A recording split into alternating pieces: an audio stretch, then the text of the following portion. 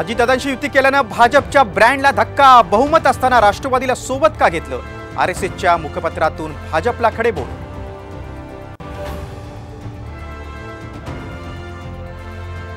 काही झालं तरी राज्यातील सत्ता बदलायची, सत्ता आपल्या ताब्यात घ्यायची, शरद पवारांचा निर्धार.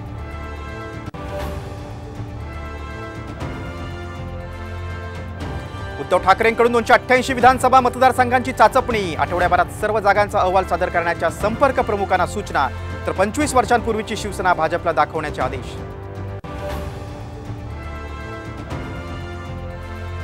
नाशिक कोकण मतदारसंघाचा तिढा सुटला, नाशिकमधून राजेंद्र विखेंची माघार, संदीप गुळवे विरुद्ध किशोर दराडे सामना, तर कोकण पदवीधर मतदारसंघात रमेश कीर आणि निरंजन डावखरेंमध्ये थेट लढत.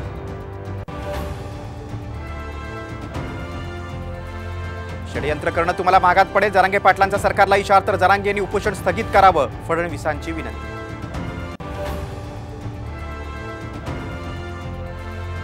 डोंबिवली एमआयडीसीतून मुख्यमंत्री शिंदेना हप्ते जातात का, हे तपासा. आगीच्या घटनेनंतर खासदार संजय राऊतांचा गंभीर आरोप.